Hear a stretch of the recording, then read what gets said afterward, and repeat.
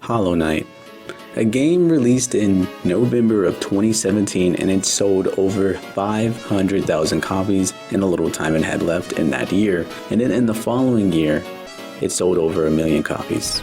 Now, in 2023, it is standing at 21.8 million copies sold as of a year ago. It has amassed itself a community of speedrunners, talented artists, and so many rage compilation videos from how hard this game can truly get.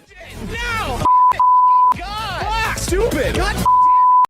A couple of months ago, while staying with a friend and trying to figure out my life, he had Hollow Knight on his Nintendo Switch, and that's when I decided to play. And yes, I'm aware, I was 7 years late to the party. If there's one thing you should know about me is that I pride myself off of the skills while gaming, which I've honed through many, and I'm talking about many deaths in the Dark Souls trilogy.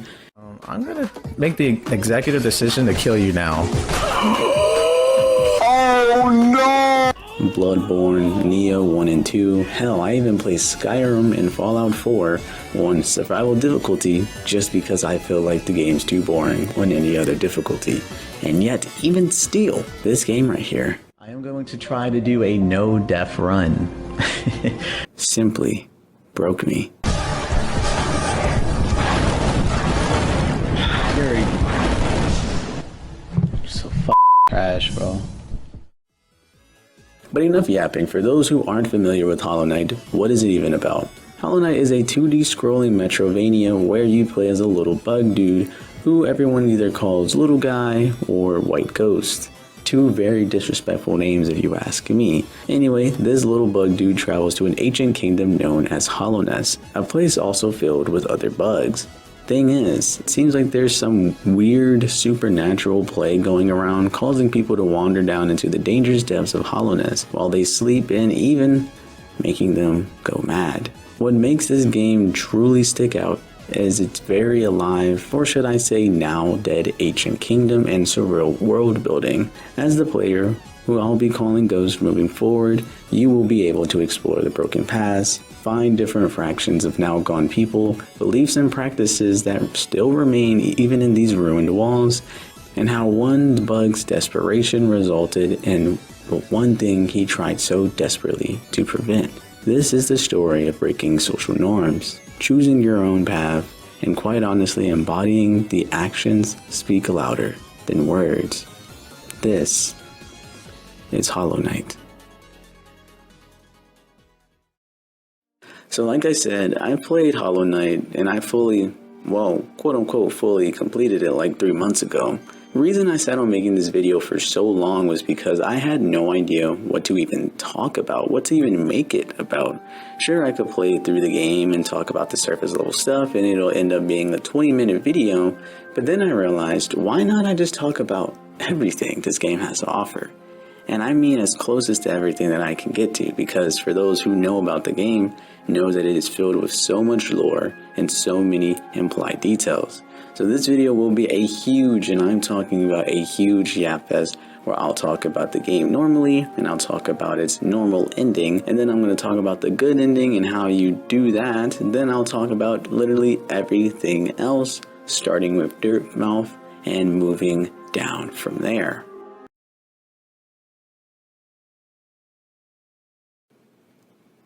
In wilds beyond they speak your name with reverence and regret, for none could tame our savage souls, yet you the challenge met. Under Pela's watch you taught, we changed, base instincts were redeemed, a world you gave to a bug and a beast, as they never dreamed. The game begins with a nice little cutscene. Our little bug dude ghost guy walks into frame, nail on back, as he overlooks the ancient kingdom of Hallownest, and without a second thought, he jumps down into King's Pass, eagerly beginning his journey. Off the bat, we are shown that Ghost seems to be quite formidable, as he's easily able to slice through walls, creatures, and even tear down the very wall that leads into Hallownest. While he was making his way through King's Pass, he'd come across these tablets, stating about how up ahead, past the walls, is the land of the king and the creator. It then tells us to bear witness to the last and only civilization, the Eternal Kingdom. cool beans. The first NPC you'll encounter in this game is a character by the name Elderbug. He lives in a fading town known as Dirtmouth. He tells the players that he's the last remaining citizen of this town, that everyone has gone down into the ancient caverns that used to be Hallownest. He then tells us to be careful as the air seems to drive people mad and rob travelers of their memories. Isn't that like literally us? Well, down we go. It brings us to a place called Forgotten Crossroads, an area filled with exactly what the Elderbug warned us about. Crazed travelers, crazed bugs who have lost their minds to the air and this place. Within the Forgotten Crossroads, you'd actually find quite a few people plagued by this memory swiping air phenomenon. We'd come to meet a person named Mila, a person named Cornifer, and another person named Sly down in these caverns. They all serve as examples of these attributes that this plague can have. When finding Mila, she seems to be in a trance, searching for riches in the Crystal Canyons or the Crystal Peak, whatever you want to call it. Sly, when finding him, seems to be living in the past, talking about his brothers and their different reasonings for leaving. But Cornifer, homie's chilling, and spoiler alert, he stays that way throughout the game, and even goes back to his wife at the very end, going all across Hallownest and never succumbing to its influence. Why is that? Well, put a pin in it because that is something we'll get into later down in the video. Just keep it in the back of your mind moving forward. Within the Forgotten Crossroads, Ghost would encounter the first boss, False Knight. Hence the name, he's not a real knight. Just a little dude trying to protect himself with the husk of a knight. Kind of fucked up when you actually think about it more though. Like, replace these with humans? Yeah, that's fucked up. Defeating the False Knight, he'd drop a crest key, which allows Ghost to get into the City of Tears, but before that, he'd talk to a snail shaman and give him a powerful spell by the name Vengeful Spirit, an attack where you can literally take all the stored up spirit and shoot a huge ki blast at people. With this ki blast, we'd kill an enemy that was previously blocking the way to the next area, Greenpath. Greenpath is housed to many dangerous critters. Much of the bugs there are overgrown with greenery. There are also lots of plant life, and most prominently it houses so many acid pools. Quick lore dump about this place before moving forward. Greenpath is mostly inhabited by those of the Moskin tribe, which is just basically plant-like bugs. It's largely believed that the creature by the name of Un is responsible for all the greenery that we're seeing in Greenpath. It also seems that the Moskin tribe seems to pray to Un to some degree, as they actually have a place named the Lake of Un, where Un, resides, and there's also a temple, showing or implying that prayer does indeed go on there. Deeper within Greenpath, Ghost would encounter a person named Hornet. She tells us she knows what we are and that we're up to no good and tries to kill us. Defeating her, however, strange. She looked kinda similar to us. And speaking about people who look similar to me, the dead bug on the floor looks just like me. Very strange. Interacting with the body, Ghost absorbs his soul and gains a new ability, the ability to dash. When doing so, some strange voices tell us to chill the hell out, and Ghost passes out.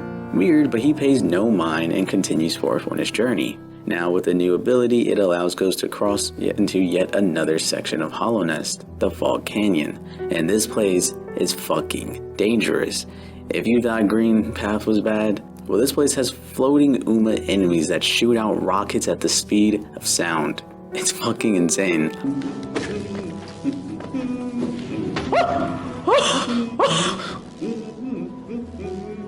Oh my god! But it doesn't seem to be all different from Greenpath, making it seem like at some point in the past these sections were not separate. So maybe the natural wildlife drove the Moskin tribe out of this area, making it a glorified platforming area for speedrunners to both hone their skills and cry. Passing through there, however, will allow Ghost to make his way to Queen Station and then through Fungal Wastelands. Fungal Wastelands is home to mostly of the Mushroom Clan and the Mantis tribe. The geographical similarities are quite apparent, but it seems like as instead of plants, it's more like fungus has overgrown here. The real prominent area here is further below in the Fungal Wastelands, however, the Mantis Village. Here, not only does Ghost find another one of his abilities, that being the Mantis Claws, but also has the chance to fight the Mantis Lords, which in doing so will make all the enemies friendly as they bow in your presence, just showing that not everyone is affected by the infection. With the Mantis Claws, Ghost is able to now reach the bridge leading to the Fungal Wastelands to the City of Tears, and with that city crest handy, Ghost is able to get into the City of Tears. This area is ripe with lore, but to keep it in a simple format, this area was directed to be built underneath a lake by the Pale King. The Pale King is the king, the creator, the game was talking about at the very beginning. One thing you'll notice is that it is always raining in the City of Tears, and that's because of the aforementioned lake that I spoke of earlier. In the past, when Hallownest was still a bustling civilization, it was referred to the city at the kingdom's heart. City of Tears has many moving parts and ones I'll make sure to double back to. However, skipping over most of the lore here, as Ghost makes his way through the City of Tears to fulfill his purpose, he'd come to find a statue of the Hollow Knight, a being who was created to keep the infection at bay, and the ones the sleepers were referring to when they told us to just let them sleep. The other important person Ghost would come to meet would be the boss named.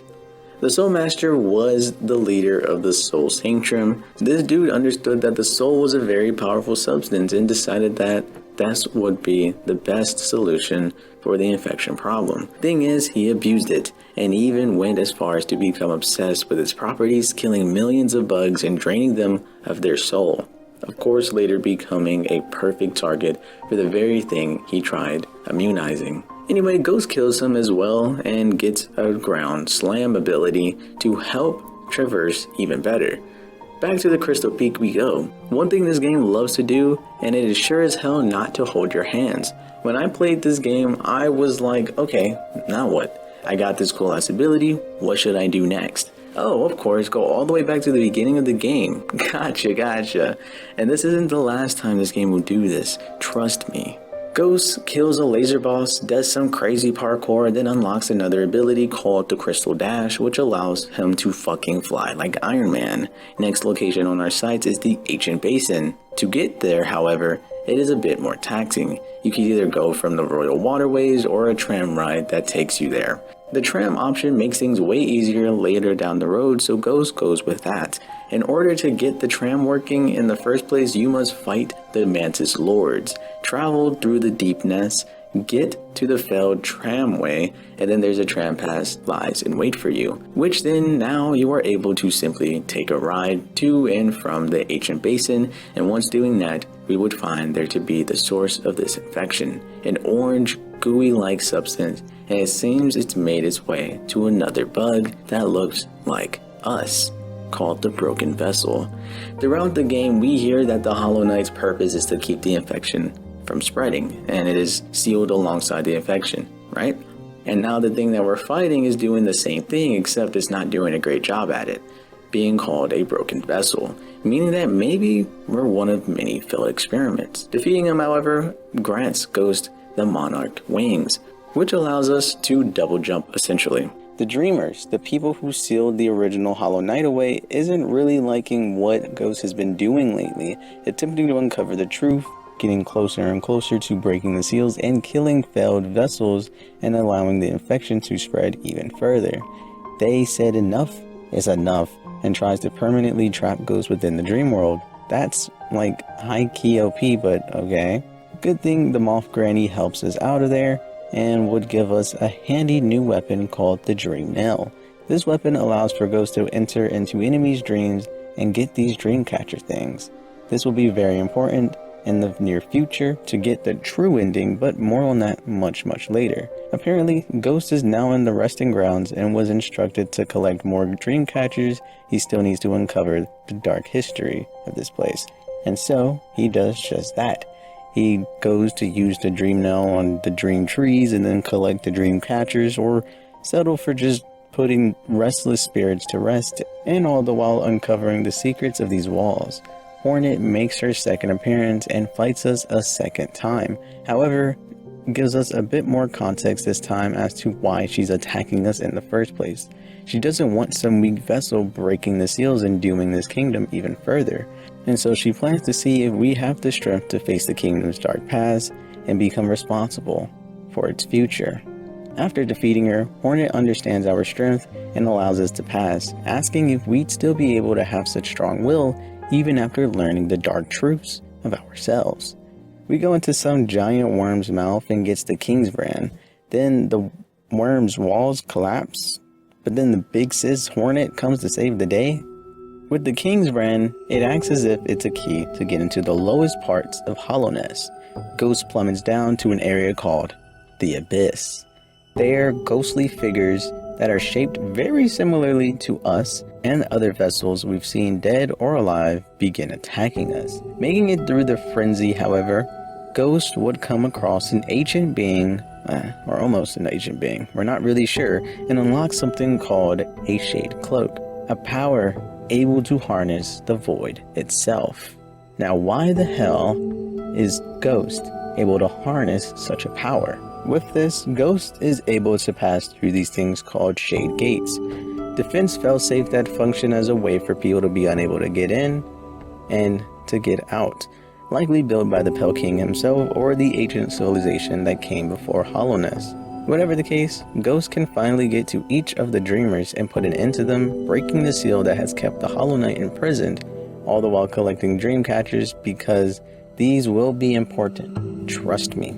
But to achieve the normal ending, from here you actually have to go to each of the dreamers and put an end to them, and obviously put them to sleep permanently. You go back to the giant egg, seal thing from the very beginning, whatever it was, and you fight your dear sibling, the Hollow Knight. Defeating him would trigger the first Hollow Knight ending, which is basically Ghost taking up the mantle and becoming the next Hollow Knight.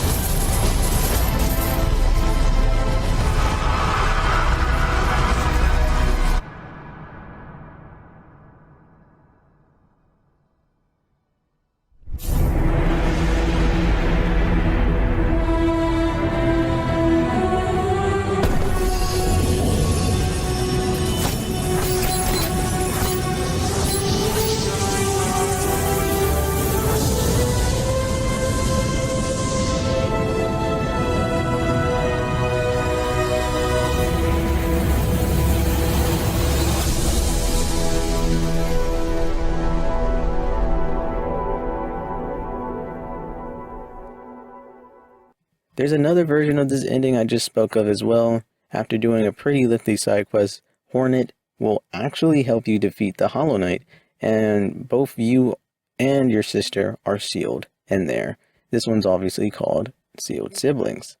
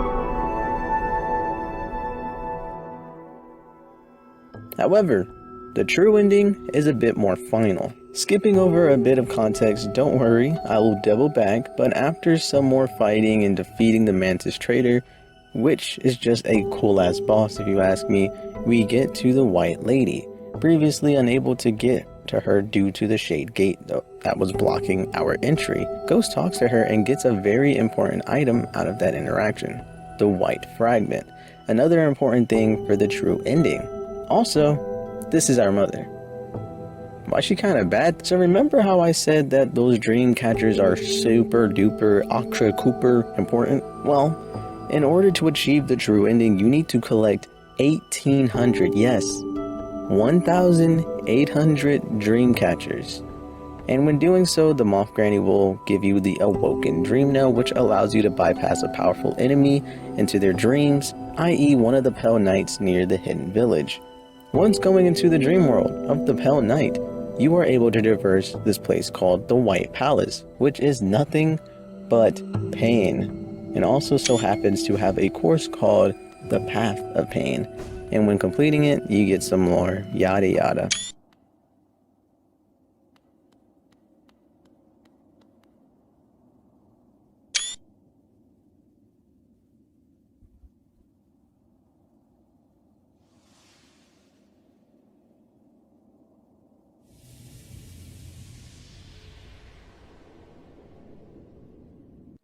Reaching the top of the palace, you are able to see your dead dad. And when robbing his corpse, you get the other half of the King Soul. Then taking that King Soul down to the abyss and abyssifying it, we finally get the final lore of the game before the end game begins. In this dream sequence, we are shown that the Pale King discovered the power of the void, and alongside some of his peers thought that the solution to this infection problem lied in the void. The Pale King would go on to create children of the void, beings that aren't dead, nor are they alive. He'd create beings made of void with the shell of a bug, and in his words, no mind to think, no will to break, no voice to cry suffering, born of God and void. Then we see the current Hollow Knight, who was chosen personally by the Pale King, but unfortunately he chose wrong because the Hollow Knight is very much crying out in pain and is very much not empty and certainly has a will that is currently breaking. You shall seal the blinding light that plagues their dreams. You are the vessel. You are the Hollow Knight. And with that, the King's soul becomes the Void's heart. Now that everything is in place, Ghost understands his past, understands the kingdom's dark secrets, and what his very existence was meant to be. Ironically, it's Ghost being able to think, to search for his purpose, for him to have the will that is unbreakable, even by awful truths, a voice that cries out in pain, or just for a helping hand. These are the only reason why Ghost is here in the first place. The siblings look at the black egg and they both understand that this is it. Hornet, not being born of the void, cannot go into the black egg herself, or she would surely succumb to its effects. So Ghost flies in there and fights the Hollow Knight. However, this time is much easier as the Hollow Knight is trying to rip the infection right out of himself, understanding its control over him, but even still, his will is still shining through. Hornet would come in and quickly aid us from making the Hollow Knight still enough for us to hit him with the Dream Nail. This is the Radiant, the one responsible for the infection and all of the conflict that has befell onto Hallownest. This is the final fight. This boss does 2 hearts per hit every single time, and it's a pretty hard boss, but unironically enough, the final boss of this game isn't even close to the hardest bosses within the game. But I'm getting way ahead of myself. Once defeating the Radiants, the Vessel brothers would destroy their own shell and use their very void to suck away any of the infection that has plagued Hallownest, alongside its void siblings that roam the abyss, ridding Hallownest of its dark past and its bleak future.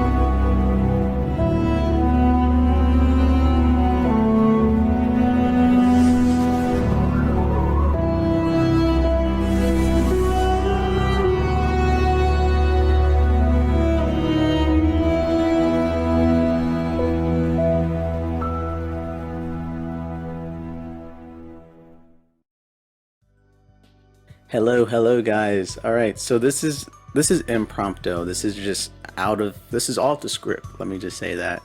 My hair's messy. My hair fell out actually. A lock just fell out. Don't worry, that tends to happen. I'm not stressed out or anything. My room a mess because, you know, to pull down the curtains a little bit, basically how I do these videos is from Monday through Wednesday. I stay in this room day in, day out. Obviously I eat, I work out, all that other stuff, but I don't make any plans for these days. And so I've literally been here for, I got in this chair at 10 a.m.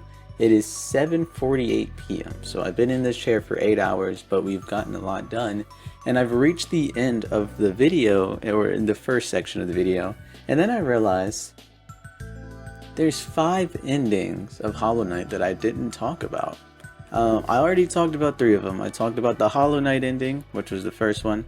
I talked about the Sealed Siblings ending, and then I talked about the No More, I think it is. Or there's 2 more left, right, that we never even touched on.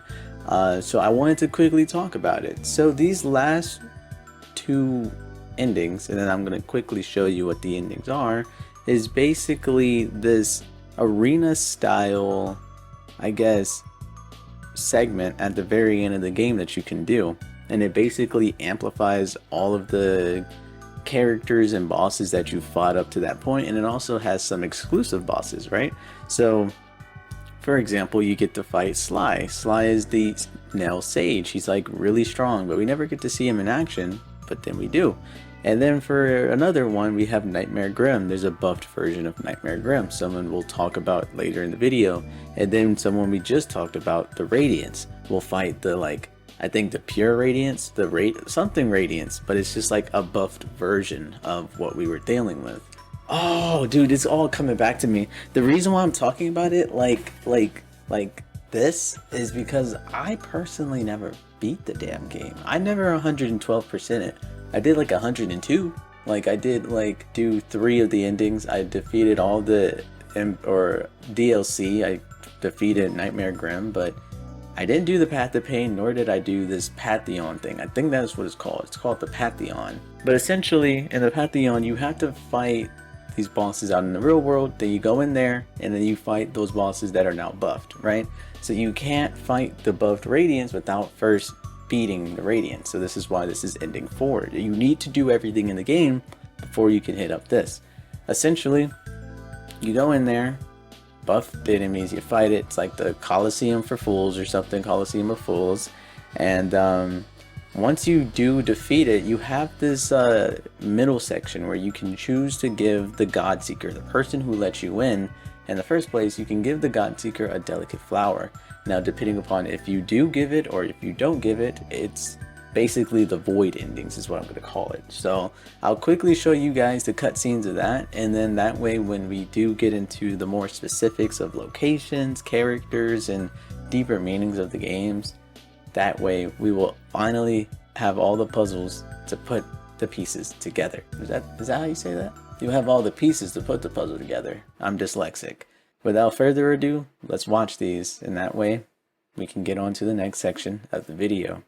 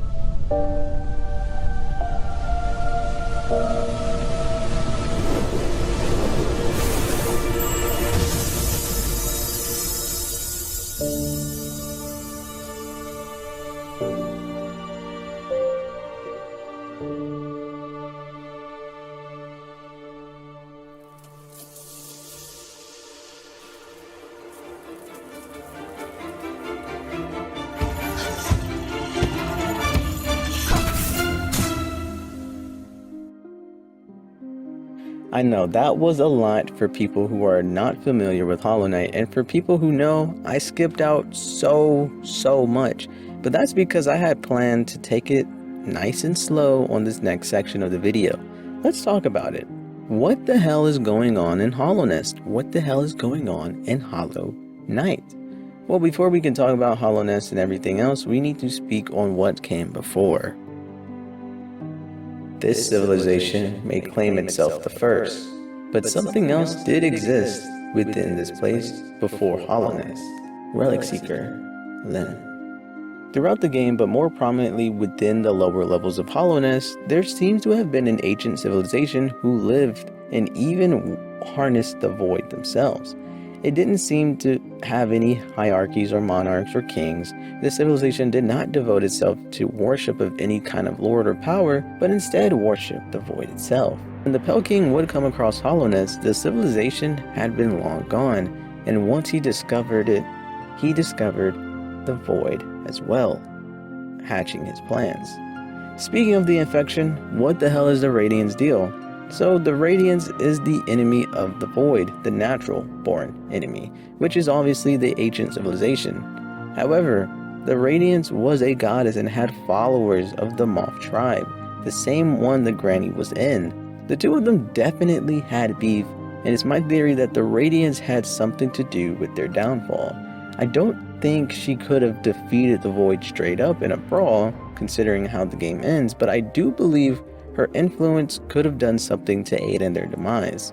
Whatever the case, after another ancient being by the name of a worm, which are these huge, ginormous worm-like creatures that had been thought to have been extinct or long gone for a long time now. However, on the eastern side of Hallownest, Kingdom's Edge, when Ghost finds that big worm where he found the king's brand had an egg within them. The Pale King came straight out of that thing.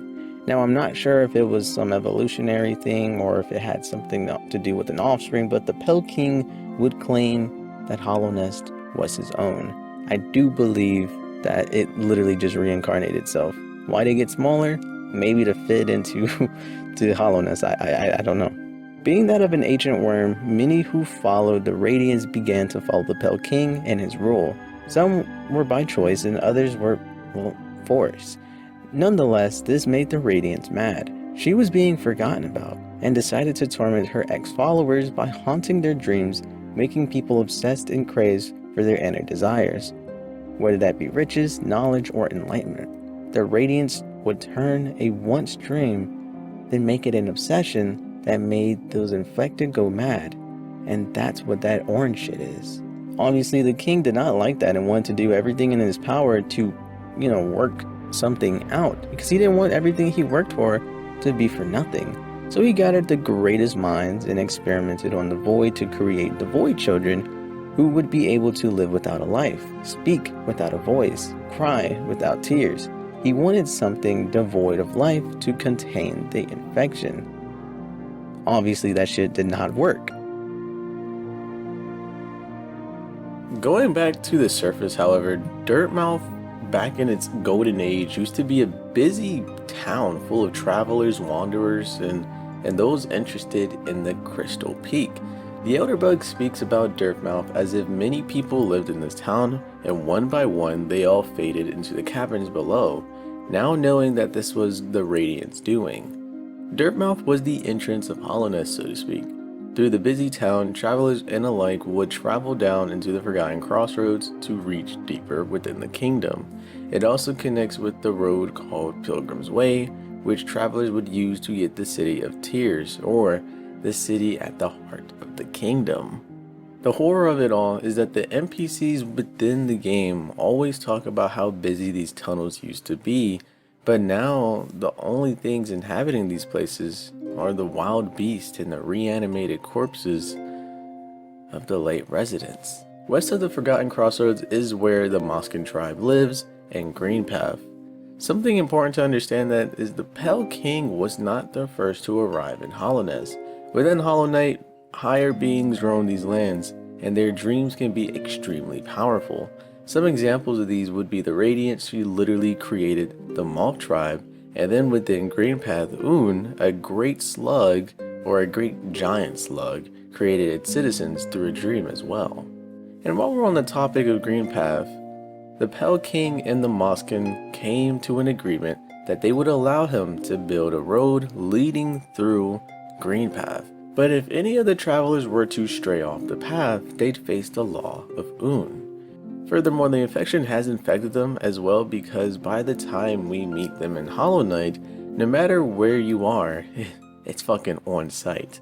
That's largely because of the infection, yes, but also because of has seemed to hide itself away, making the leaves wither and the citizens lose their faith, going mad. Because remember, the radiance goes for your deepest desires, your biggest dreams, your biggest wishes. And I imagine that all the Moskin tribes were wishing for their great higher being to come back. And so it left them ripe for the Radiant's taking. So going east from the Forgotten Crossroads, you'd find two major areas, that being the Crystal Peak and the Resting Grounds. Crystal Peak, back in its heyday, used to supply the kingdom with an endless supply of crystals. Crystals themselves hold a strange power within them, not as lethal as soul, but still a power nonetheless. Of course, when the infection began spreading, many of the miners died and went mad, so its inhabitants are filled with reanimated corpses. The crystal's powers are thought to contain light within them, and is more than likely how the technologies of Hallownest are powered in the very first place. It also must have been in high demand, as within these caves of Crystal Peak, you were able to see these large bug-like bodies. They were more than likely machines used to harvest the crystals at a faster pace, and were probably even powered by the very crystals they were collecting. This is furthered by the fact that when you are playing the Hollow Knight, when you are playing the Night Ghost, whatever you want to call him, you get this thing called a Crystal Dash, and that's how you get that ability from a Crystal Heart, which was within a machine heart, right? But what makes it strange is that these crystals almost seem to have like a living property. Just as the infection spreads, it seems as if these crystals may have some life within them, may act parasitic, may become invasive like weeds and moss, and overgrown all type of buildings. Because when we look at how crazy it has been growing, like the crystals, it's growing insane, like it's all over the place, especially after no one's tamed the natural beast. It just seems that it's starting to grow over its corpses, making them more aggressive, and even using laser beams to try and stop Hollow Knight.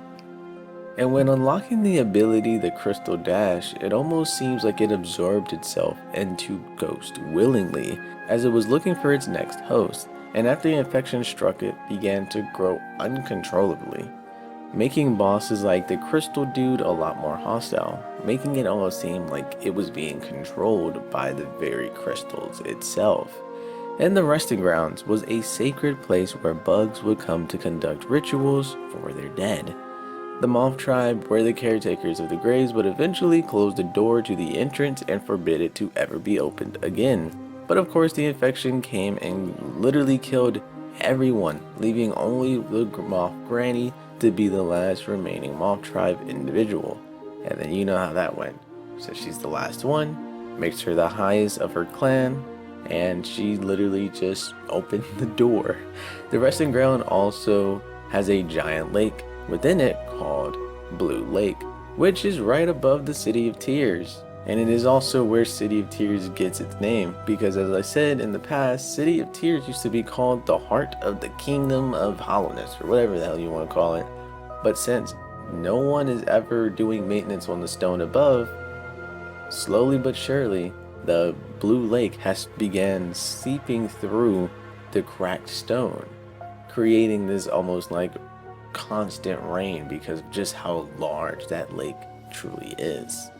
Right below the Forgotten Crossroad lies the Fungal Waste, which is home to the Mantis tribe and the Mushroom Clan. The Mushroom Clan are hive mind groups of sentient fungus-like creatures, and the Mantis tribe follow their own rules by the Mantis Lords. When the Pale King arrived in Hallownest, they accepted his rule due to their strong belief that his foresight could protect them. However, the Mantis tribe, who live in the south part of the area, had no love for the kingdom of Hallownest. The Mantises agreed to a truce where they would retain their control over their territory, and in return, they would keep the beast of Deepnest at bay. The Fungal Waste was an important area for travelers, right? Because as I stated earlier, the road that was being built in Greenpath and that led from Forgotten Crossroads is called the Pilgrim's Way. Well, this road leading from that place goes to the City of Tears, and it passes right through this area, the Fungal Waste. Queen Station connected to Fog Canyon, and then the Fungal Waste to Stagways, becoming a hub of travel for travelers who wanted to visit the outer edges of Hallownest.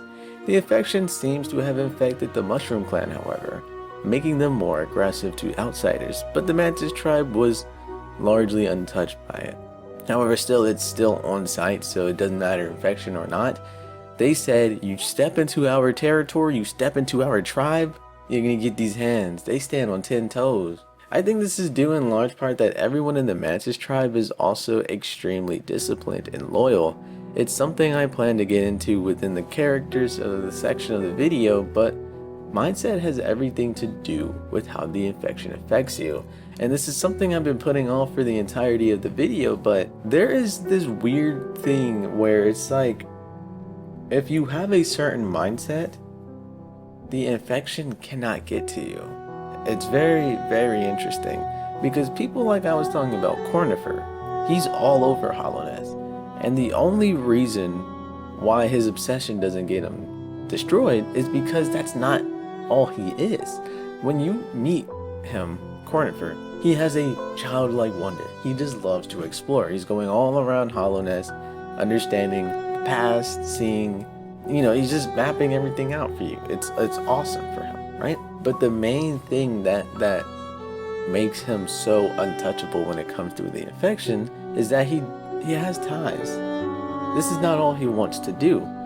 He constantly goes back to Dirtmouth and sees his wife and goes to sleep, hang out with her, and then he comes back down here. And I think it's just a strong will, right? I don't think it has anything to do with being immune to it, or like you would be immune to acid. No, he's literally just in the right mindset, because then you also see people like Quirrell. He's never once touched it. Quirrell, very strong and had a strong mindset. Hornet, very strong, had a strong mindset. And it just kind of keeps going. And even look, the Dung Defender, strong mindset. He simply did not care about the infection because he was so disciplined.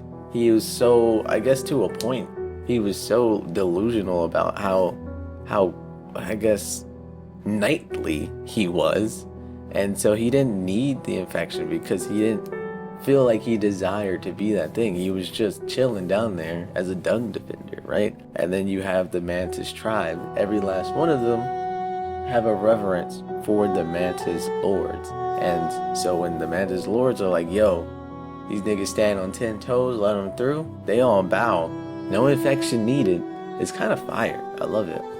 Deepnest was occupied by two groups of bugs, spiders and weavers. The residents of Deepnest were always a problematic bunch. Like, as even before the Pale King set foot in Hallownest, Deepnest was always beefing with the Mantis tribe and the Mushroom Clan. Things only got worse when the Pale King did arrive in the kingdom. They weren't having it. He tried to build a tramway, and it was never finished construction because the Beast of Deepnest kept attacking the workers, putting the Pale King in Deepnest at odds, and making the Mantis tribe truce even more believable.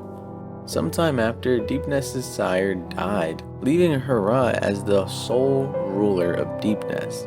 Now, since she was only that of a common bug, she struck a deal with the Pell King himself to have a child with him. In return, she would become a dreamer to save Hallownest from the infection.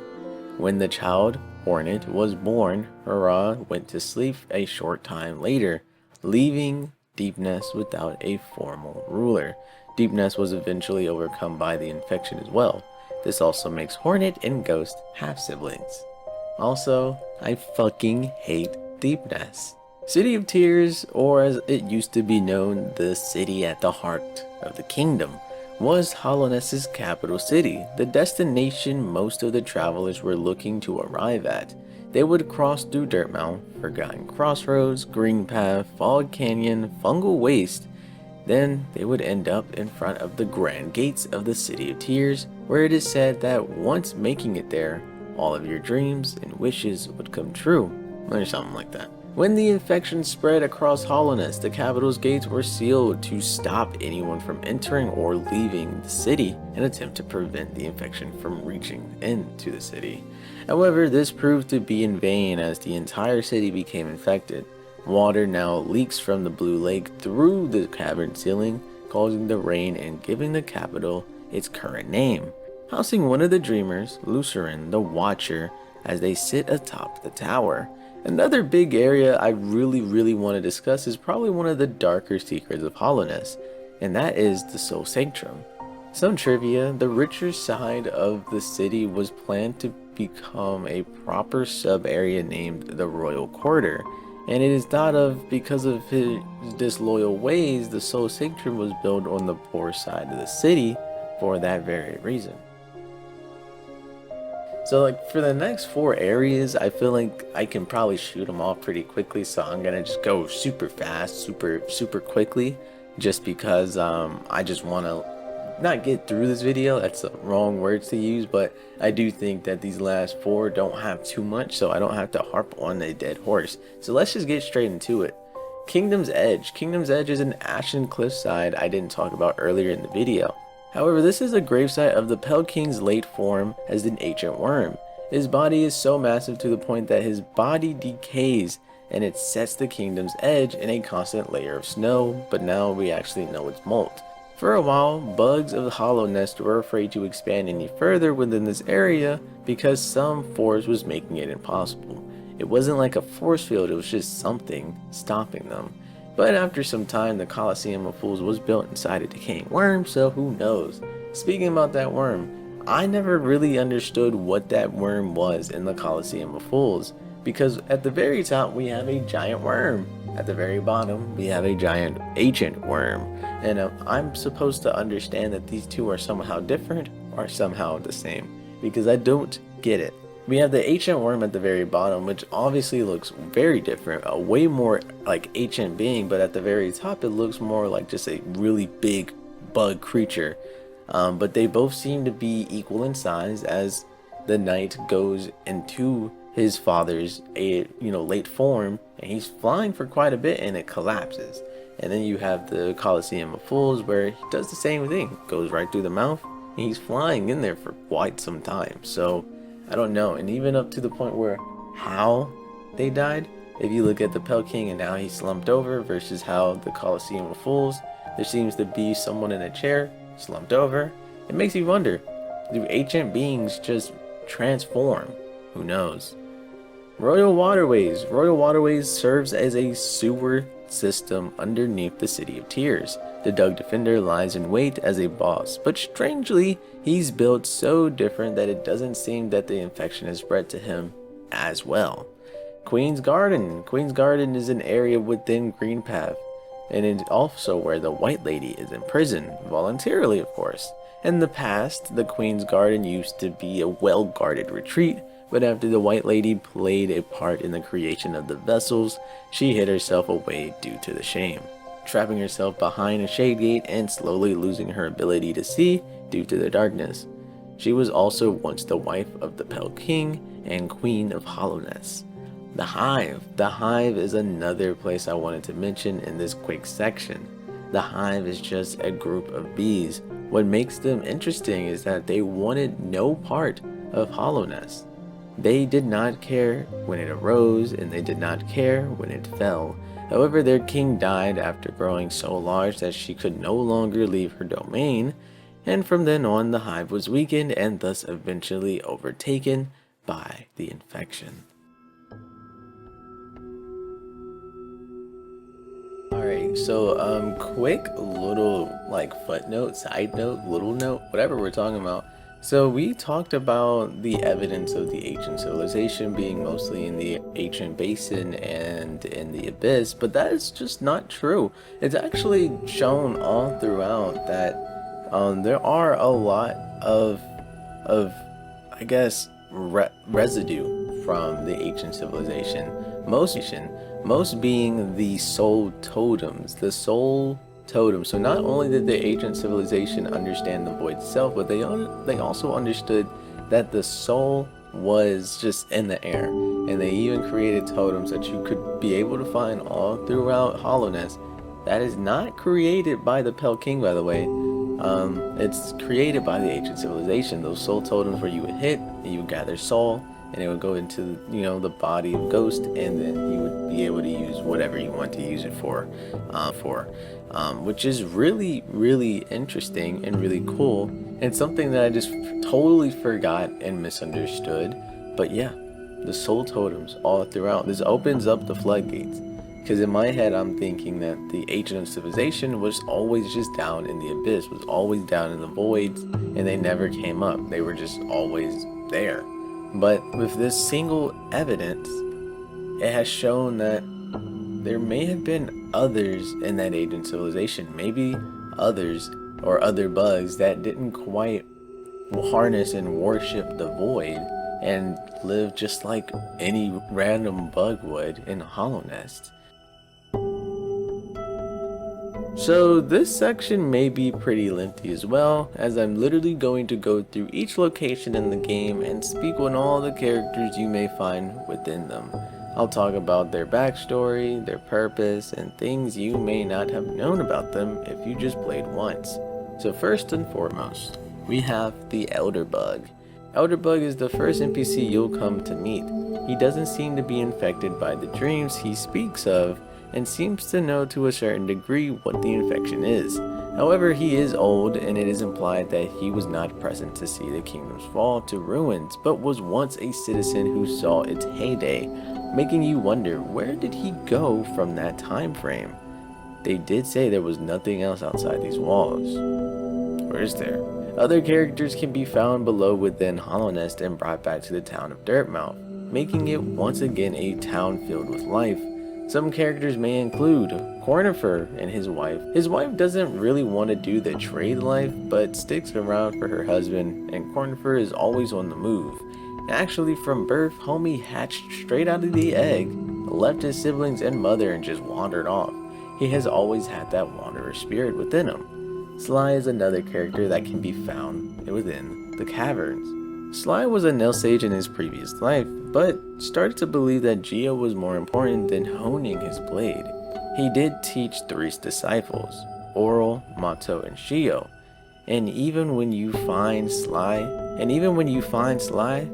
his dreams is him remembering those three. I think I called them brothers really early on in the video. I was wrong, please ignore that. They definitely was just children, or not children. They were definitely just students. I believe that the three were brothers and he was just the master, but I didn't mean that he was the I didn't think he was the brother, okay? The stag, which I started calling Reggie within my playthrough. He's the last remaining stag in Hallownest. During the kingdom's heyday, stags were used to transport bugs and goods across the land through the stagways. When Hallownest fell, travelers died down, and, well, most of the stag stations were closed as well. But what makes me really love Reggie is the fact that he doesn't like the Pale King, because the Pale King was creating tramways, literal things to put them out of business, to put them out of work. And so he didn't really like the Pale King's rule. But even still, he treats one of his kind, one of the vessels, as he would treat anyone else. Now we have Forgotten Crossroads. Now within the Forgotten Crossroads, it's actually a pretty big area with very important people within it. So firstly, you would come to meet Quirrell. Quirrell at the beginning was by the egg looking at the Hollow Knight. This guy right before the Hallownest's fall used to be Monomon's apprentice. When Monomon became a dreamer, she entrusted Quirrell with her mask, which was part of the additional protection enacted upon herself. Much like many people, he would eventually lose his memories of such events, but was called back to reverse the protection that Monomon put on herself. Before meeting Ghost, he even briefly clashed with Hornet and was able to fend her off extremely well. Now, I'm no power scaler, but this is the same Hornet who held down the Hollow Knight at bay for a time. So yeah, he's pretty damn strong. Tiso is next on the chopping board. This guy fucking sucks, bro. Oh my gosh. First time you meet him, he thinks he's the greatest warrior to ever live and even travels to the Coliseum of Fools to showcase that strength. But this dude fucking dies off screen. Homie's body can be seen being dumped with the rest of the fallen warriors. Shit is fucking mad, bro. Oh my goodness. Within Greenpath, you'll meet your sister for the very first time. Hornet is the daughter of Hurrah and the daughter of the Pale King. She knows the darkness of this kingdom and aims to protect it as his guardian. So whenever a vessel makes it out of the void, she tests their strength to see if they are truly worthy, as she does not want any weak vessels breaking the seal and dooming Hallownest even further. Though interestingly, she was raised in Deepnest, and that's how she survived the infection. And just like Ghost and Quirrell, she could feel the infection growing stronger and began to head towards Hallownest. I've already kind of talked about the White Lady and Oon, so yeah, they're also in Greenpath as well, but Oon is the Great Slug who created the Moskin tribe, and obviously the White Lady is that of the higher being and created the vessels. Not gonna lie, I'm looking at the map right now while I go through all this, and there's not that many NPCs, which is surprising considering how alive and filled Hollow Knight truly feels sometimes. I'm looking at the Crystal Peak like, damn, ain't nobody over there. Then I'm looking at the Fall Candy and I'm like, where the people's at? I don't get it. It really adds to the horror because the only thing left in these places are reanimated corpses, which is just crazy to think about. So I think I'll move on to more prominent players in this game. When I think about Hollow Knight, I've always thought about this kind of being in the perspective of a bug. Like when I always sit and look at bugs traverse in IRL in real life, I wonder how they perceive the world. Is the journey from the anthill to the sidewalk a long journey for them, or is it just a simple, day trip? When a gust of wind carries them into a separate patch of grass, do they believe this to be a different world or separate lands, or do they completely understand what exactly is happening? And so I basically take that notion and I apply it to Hollow Knight. An already built anthill of sorts that is unnaturally deep, and they begin calling it the Void, which in reality is just a few inches deeper. But the creatures and bugs that live down there are different breeds from the rest of Hallownest and constantly are at odds with the fungus that is growing there. That's how I'm going to try to draw a parallel between the ancient civilization and the infection. Then a fucking worm comes borrowing in, creating a whole new ecosystem of different bugs and breeds, which was just originally an anthill, or originally it had its whole thing going. Because let's really think about it. All these bugs, maybe the blue lake of Oon, or maybe the blue lake is simply just a large puddle. Maybe the great slug is able to nurture and grow these plants because that's just what slugs do. Do they? I don't know. But even with that, it's still only fun and goofy to think about Hollow Knight so superficially. The number of different cultures, belief, environmental designs, queens, kings, clans, and tribes, it's a world of higher beings, giving birth to generations of different beliefs. The Radiance, a moth goddess, had the literal powers to create life, transcend into dreams, and single-handedly doom an entire kingdom all on her own. All because she felt as if she was the only goddess that was meant to be praised. And Un literally created both plant life and bug life, and now he has created the Moscan tribe, those who worship his every being. And oh my god, how can I forget charms? Within this game, on top of higher beings, supernatural occurrences, life crystals, and ancient civilizations that literally harness darkness itself, dreams have always been a vital part in this story, down to the very creation of charms. You'll hear this quite often. The radiance plagued people's dreams and made them go mad. Un created the Moscan clan due to his dreams it had. Dreamers are literally called dreamers and are stuck into the dream world to maintain the seal. To collecting dream catchers to upgrade a dream nail, lots and lots of dream related talk. Want to know something else that is dream related? Charms. Charms, ladies and gentlemen. Charms are literally created from bugs' dying desires. And if they're powerful enough, if they're of a higher being, they can create it without dying. But still, the base ingredient is desire, is dreams. Within each description of a charm you get, you can actually read what was left behind and why it was created in the first place. For example, the Sprint Master and Dash Master charms, right, are left behind from a bug whose nickname was that very name. So when they died, maybe that will, that dream, that desire to continue being called that remained and was left behind as a charm. They even begin to look like the previous bug. When you look at Grub Song, it has the face of a grub. When you get the Nail Sage Master or the Nail Art charm, it looks like Sly. As for higher beings, the King Soul was created by the Pale King. It looks like the Pale King. The Grub Song, as I mentioned before, was more than likely created by the Grub Father. How did I not realize he was a higher being? No clue, but that kind of aims for that being. Like, maybe not a higher being, but a powerful one. Because as I said earlier, Sly also had one as well. And Sly very much had respect for the Nail Sage art. However, it's just so that he didn't die though. He didn't die while creating it. So I guess the properties is that you just have to be a strong enough bug, or you just need to be that of a higher being, because if you're a higher being bug, then you're powerful enough to do it. Wowie, what a rant I just went on. Right, back to Un.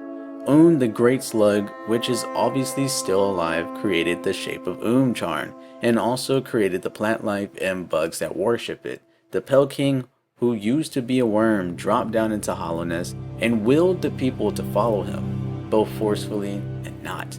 The Pale King, however, was a little different from the other higher powers because he needed the help of the White Lady to create vessels. So there is definitely a difference between higher beings and maybe ancient ones, but nonetheless, they are both still reigned as gods.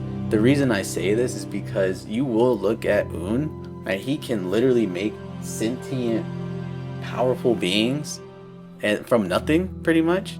And then we have the Radiance herself, and she can literally just create the Moth tribe all by herself. But then when you actually, and I'm going to get more into this later, but when you actually start looking at the properties, they don't seem to be very different from that fact. The reason I say this is because I was going to get more into this later, but memories seem to fade when citizens of Hallownest tend to leave the walls of Hallownest. Like I said, I'm going to get more into it later, so please remind me. You're going to remind me?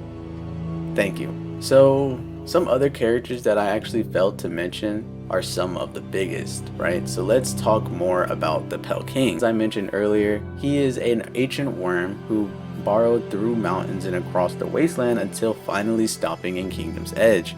Once there, the worm shed its shell and transformed into the Pale King. He reduced his form in order to match the bugs of Hallownest. After his transformation, the Pale King expanded the minds of several species of bugs in Hallownest, granting them the will of their own. The Pale King wanted these bugs to devote themselves to him, and in return he promised them that a kingdom of Hallownest would last eternally. Although he was an elusive and reclusive figure who was rarely seen outside of his palace, the Pale King was respected by his citizens. The bugs of Hallownest believed that he created their world and everything in it. Worship was offered through king's idols. Even the Moth tribe turned their backs on their previous creator, the Radiance, and started worshipping the Pale King instead. The Pale King's abilities of foresight, the ability to see the future to some extent, caused the mushrooms of fungal waste to accept his rule as well. Next on the list is the Hollow Knight.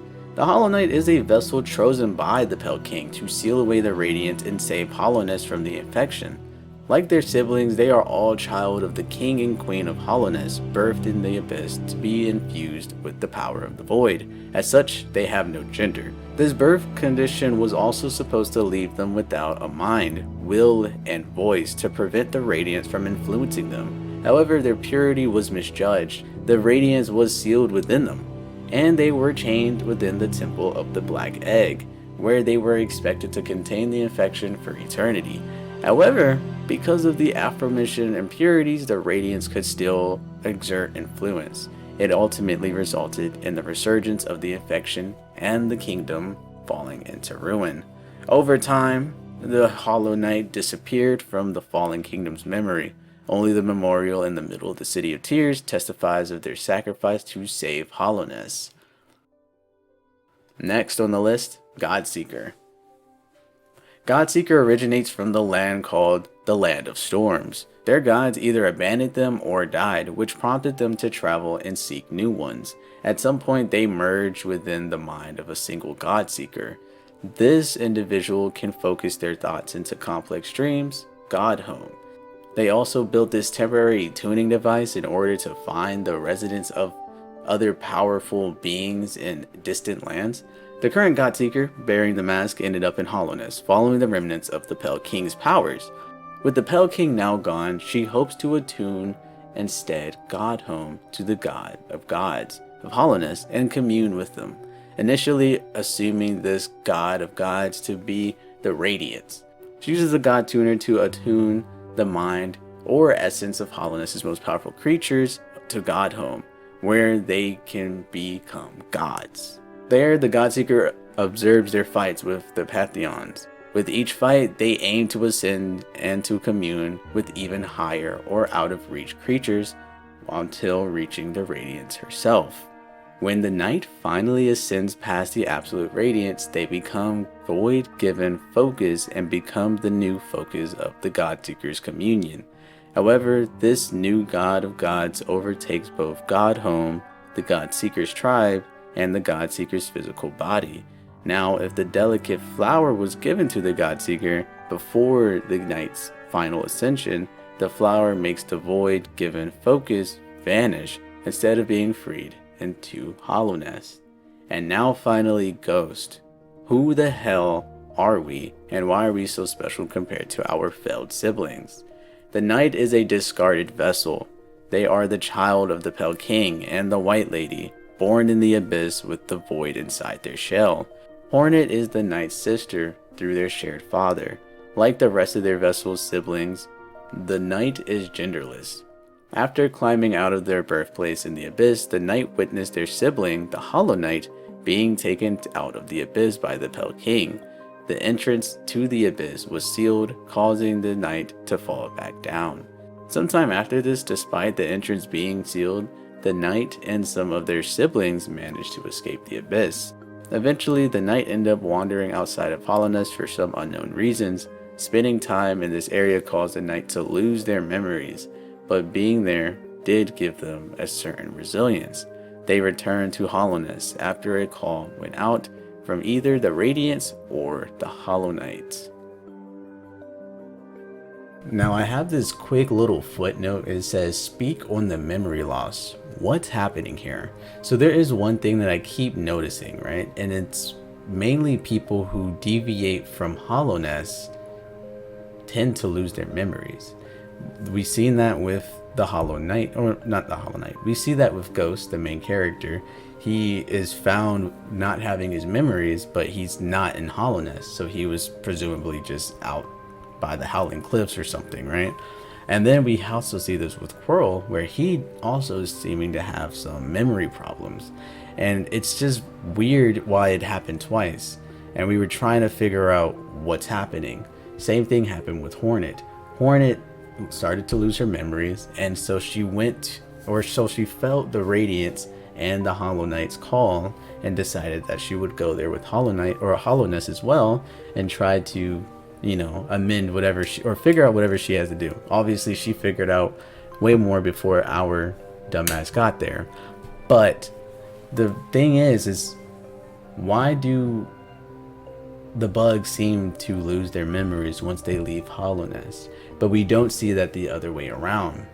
We know for a fact that plenty of characters that we talk to who seem to still know who they are and still be able to speak have this ability, and they walk in. They came from outside of Hallownest. There has to be something else outside of Hallownest. So why is it that they were able to come from different lands, come back in, and still have the, you know, the way to speak, think, and do it? Why are they sentient? I don't understand. And so I had to do some research, and I finally found my answer. So these higher beings not only give life to people, but they can truly change bugs, right? You see those like little flying bugs around that kind of just bounce around aimless, or they don't really seem like they have like a higher intelligence. Well, apparently higher beings also have the ability to allow these creatures to grow a will of their own, to grow sentience, to have dreams, desires, and feel all type of emotions, to give them intelligence. And it's not just the Pale King, because as I read earlier, the Pale King's rival definitely did that. He walked into Hallownest, made a bunch of people have intelligence. It was like, you gotta follow me. I have the sight of foresight. I can do whatever I want, right? And so people were like, cool, let's follow him. But I don't think Pale King is the only one who can do that. Obviously, we saw from the Moth Radiance. Obviously, we saw from the Moth Radiance that she's able to create tribes of people that have intelligence. And then we also see from Un that he also has the power to create people from their dreams, or bugs from their dreams, and have them have intelligence as well. So it's only fair to think that it's not just Hallownest out there. There may be somewhere else out there in the world of Hollow Knight that allows for higher beings to roam this earth, and quite possibly give other people as well. And the reason that they, or give people the intelligence as well for them to walk in. And I think the reason why no one from Hallownest can leave is because their very power is coming from the Pale King. So it's kind of like a fucking Bluetooth, if you want to think about it in like modern terms. The further you walk away, let's say I connect to you ever like been at a party and someone's on the aux and they decide to walk away, they go inside the house and it starts shifting a little bit, starts like acting crazy. Imagine that, but with like intelligence. Like you just like, you walk outside, probably the sidewalk, and then you just like start getting dumber and dumber. I think that's literally what it is. But I think what we've seen from those three is that they were that of higher power. Well, not three, but for example, Hornet was able to retain her intelligence and bodily functions and, you know, just intelligence, as I said, because she's actually half worm, an ancient creature. So she's that of a higher being by blood. So that's probably why it wasn't solely dependent on her. And then we have also the vessel, the knight, ghost, whatever you want to talk about it, same difference. He's that of a higher being. He was made by both the White Lady and the Pale King. So that imagines that he also has the ability to retain his memories if he gets back from the source and won't completely lose himself.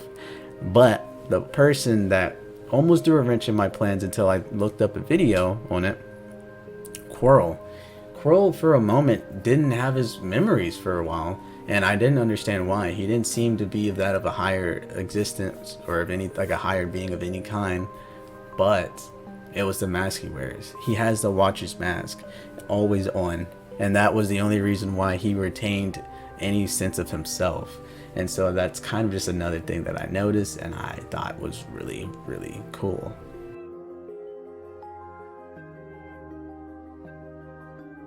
Alright, so it is 8:44 a.m. I just woke up 30 minutes ago, and I am on the cusp of finishing this Hollow Knight video. But there is one thing that I wanted to get out of the way, okay? And there was one thing that I seemed to misunderstand while I was first going through the game.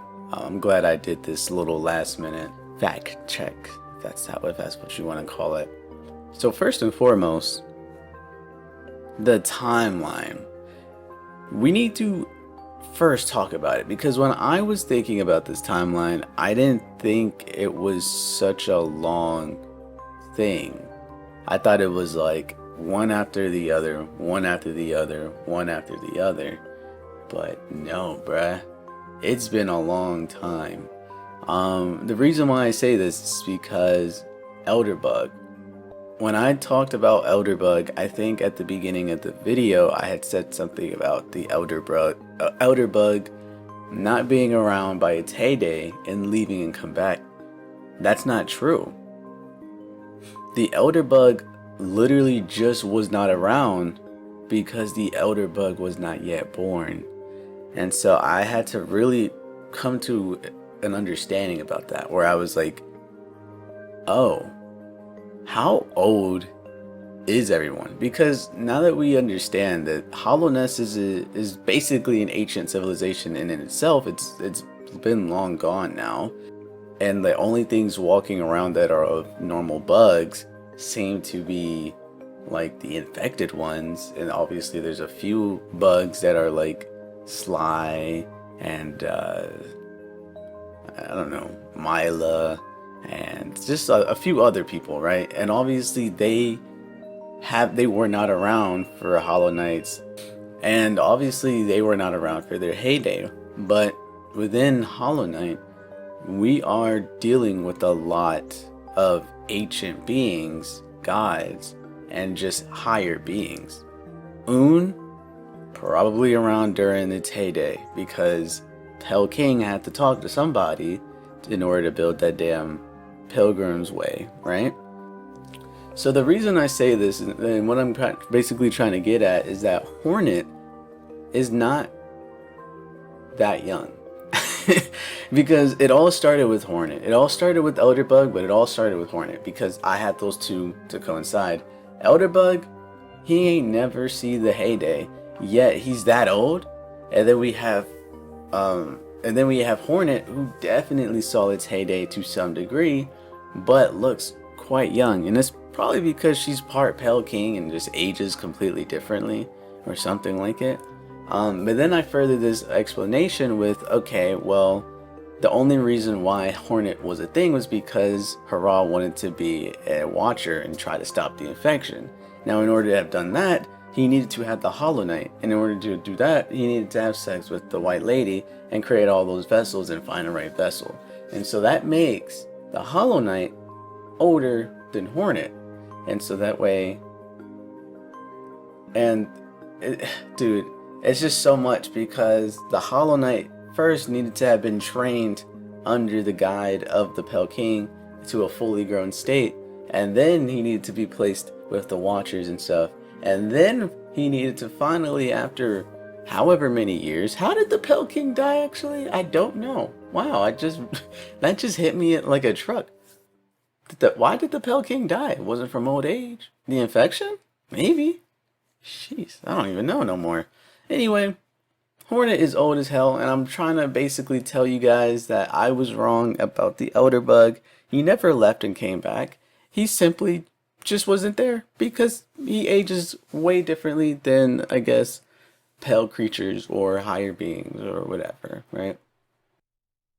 And yet, even with the talk of gods, higher beings, ancient ones, infections, fungi, and many cultures, belief, paths, practices, and all kinds of different laws within Hollow Knight, it's still a grounded story. A story about the complexity of creation. This is not the first time we spoke about something like this on this channel. Games like Nier Automata speak on this very thing. What happens if your original reason for being created suddenly became useless? What would you do? You have all the freedom in the world to choose, but even still, what would you do? All your life, you never had to think of what the next step needs to be. You always knew. So I ask again, what would you do?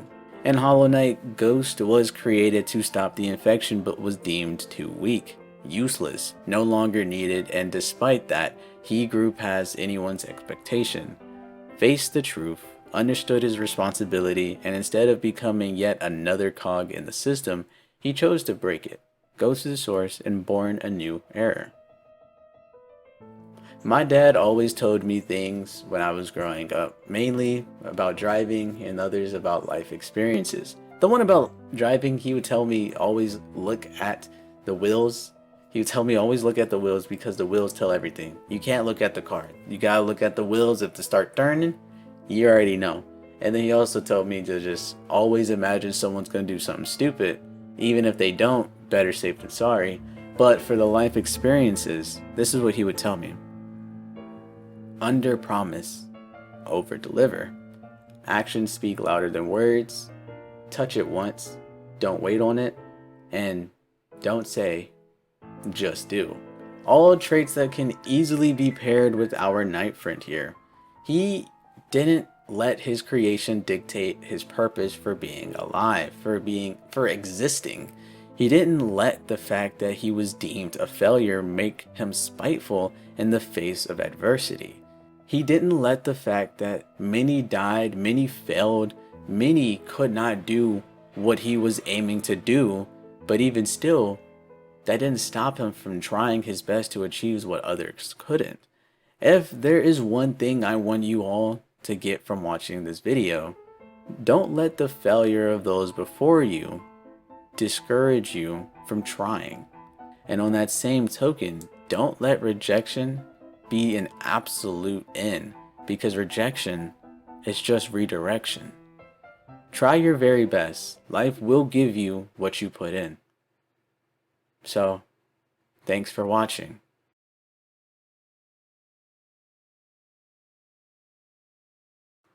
And also, before I actually say bye, if I missed anything at all, Silk Song finna be out real soon. Not January. It's just finna be out real soon, okay? I don't know when it's gonna be out, but comment down below everything that I missed, so that way when that game does come out, I'm able to kind of have a segment where I can see everything I got wrong, everything I got right, and everything I didn't know. So let's get going. See y'all in the next one. Peace out. Thank you for watching.